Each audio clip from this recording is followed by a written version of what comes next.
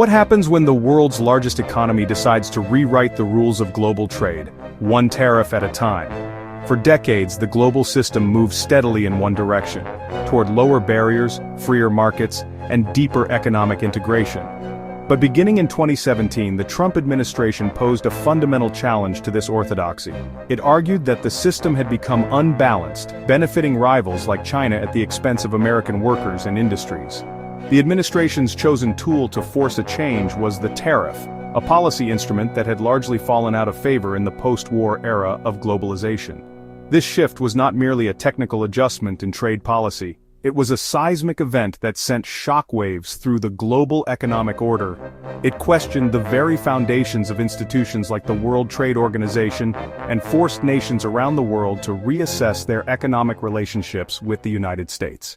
At its most basic level, a tariff is simply a tax imposed on imported goods or services. Think of it as an entry fee that a foreign product must pay to enter a domestic market. For example, if the United States places a 25% tariff on imported steel, a foreign steel company selling its product for $100 would see an additional $25 tax added to the cost, making the final price for the American buyer $125. In our steel example, an American steel producer selling a similar product for $110 would suddenly become the cheaper option compared to the foreign competitor's new $125 price tag. The most immediate effect of a tariff is that it raises prices for consumers and businesses that rely on imported goods. Furthermore, the country targeted by tariffs is likely to retaliate by imposing its own tariffs on goods from the country that acted first. This can lead to a tit-for-tat trade war.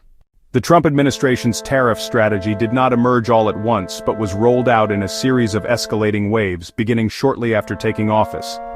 The first significant move came in January 2018, when the administration announced safeguard tariffs on imported solar panels and washing machines.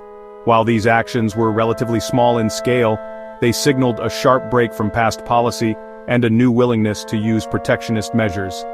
The scope of the trade conflict widened dramatically just a few months later.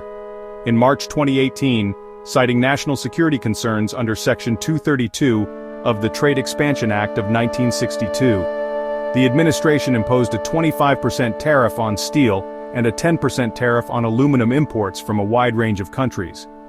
This move was particularly controversial because it affected not only strategic rivals but also close allies, including Canada, Mexico, and the European Union. The centerpiece of the administration's trade agenda, however, was the campaign against China. Beginning in July 2018, the U.S. imposed tariffs on an initial $34 billion of Chinese goods, citing concerns over intellectual property theft and forced technology transfer. This marked the official start of the U.S.-China trade war, which would see multiple rounds of escalation over the next 2 years, eventually covering hundreds of billions of dollars in two-way trade. The trade conflict with China was the defining feature of the Trump administration's economic policy, rooted in long-standing American grievances. For years, U.S. officials from both political parties had grown increasingly concerned about China's economic practices. These included allegations of widespread intellectual property theft, estimated to cost the U.S. economy hundreds of billions of dollars annually. There were also complaints about policies that required foreign companies to transfer their technology to Chinese partners as a condition of market access. The administration's goals in launching the trade war were multifaceted. The primary objective was to force Beijing to change these structural economic practices. A secondary goal was to reduce the substantial trade deficit between the two countries, which the administration viewed as a direct measure of an unfair economic relationship. The trade war unfolded in a series of escalating rounds. After the initial tariffs in mid-2018, both sides continued to raise the stakes. China retaliated at every step, targeting American agricultural products like soybeans, pork, and corn, a move strategically designed to inflict pain on the U.S. Farm Belt, a key political constituency for the administration. After months of intense negotiations, the conflict reached a partial truce in January 2020 with the signing of the Phase 1 trade deal. The economic effects of the tariffs on the United States were complex, creating both clear costs and some purported benefits. The most direct and widely felt impact was on prices. Studies from institutions like the National Bureau of Economic Research and the Federal Reserve found that these costs were almost entirely passed on to American consumers and companies in the form of higher prices. American farmers found themselves on the front lines of the trade war, bearing the brunt of retaliatory tariffs. China, previously the largest market for U.S. agricultural exports, targeted soybeans, pork, and other farm products with heavy duties. Farm bankruptcies rose, and the federal government was compelled to provide tens of billions of dollars in aid packages to farmers to compensate for their lost income. There is some anecdotal evidence of companies shifting supply chains out of China, but broad data suggests that this did not lead to a large-scale manufacturing renaissance in the United States. Instead, many companies moved their operations to other low-cost countries. Most economic analyses concluded that the tariffs had a modest negative impact on overall GDP growth and led to a net loss of American jobs, as the gains in protected industries like steel were outweighed by losses in sectors that use those products. The American-led tariff campaign did not occur in a vacuum. It triggered a powerful and predictable global response. As the United States imposed duties on goods from allies and rivals alike, affected nations swiftly retaliated with their own tariffs on American products. The European Union, for instance, responded to the steel and aluminum tariffs by targeting iconic American exports such as Harley-Davidson motorcycles, bourbon whiskey, and Levi's jeans. This escalating tariff war created a cloud of economic uncertainty that hung over the global economy.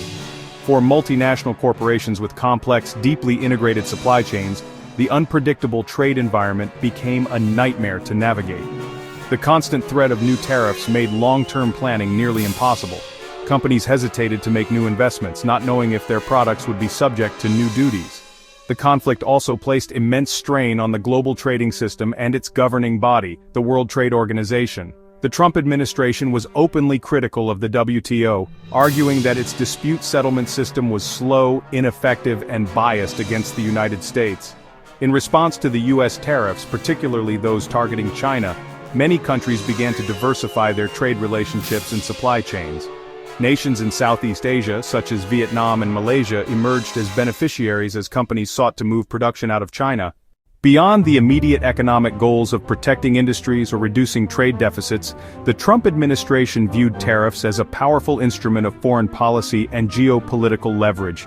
This approach was most famously articulated in the president's self-described art of the deal philosophy, where imposing economic pressure was seen as a necessary prelude to striking a more favorable agreement.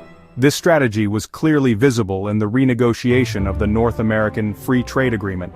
The administration used the threat of ongoing steel and aluminum tariffs, as well as the far greater threat of tariffs on automobiles, to bring Canada and Mexico to the bargaining table. The resulting agreement, the United States-Mexico-Canada Agreement, included several updates that the administration championed, including stricter rules of origin for automobiles, requiring a higher percentage of a car's parts to be made in North America.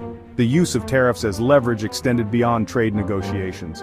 For instance, in 2019, President Trump threatened to impose escalating tariffs on all goods from Mexico unless its government took stronger action to curb the flow of Central American migrants to the U.S. border. However, the effectiveness of this strategy remains a point of contention. While it did lead to agreements like the USMCA and the Phase 1 deal with China, critics argue that the gains were often modest and came at a high cost. As we stand today, on July 31, 2025, the world is still living with the legacy of the tariff-heavy years. A significant portion of the tariffs imposed by the Trump administration, particularly those on Chinese goods, remain in place under the Biden administration. This indicates a durable, bipartisan shift in Washington's consensus regarding trade with China. Both parties now view economic competition with Beijing through a security lens, prioritizing national resilience and supply chain security. One of the most profound and lasting changes has been the strategic rethinking of global supply chains. In response, businesses and governments around the world have embarked on a strategy of diversification and de-risking. The United States, through legislation like the CHIPS and Science Act, is investing billions to bolster domestic production of semiconductors and other strategic technologies. The concept of friendshoring has gained prominence, where countries aim to build supply chains that run through allied and partner nations, reducing dependence on geopolitical rivals. The trade tensions, though no longer dominating headlines with the same intensity, continue to simmer. The Phase 1 trade deal with China fell short of its ambitious purchase targets, and the core structural disputes over technology and state subsidies remain unresolved. The era of unilateral tariffs may have receded, but the underlying strategic competition that fueled it has only intensified, creating a new and more complex geopolitical landscape for global businesses to navigate. The tariff-led trade strategy of the Trump years did not just create a temporary disruption, it fundamentally reshaped the landscape of global commerce and international relations.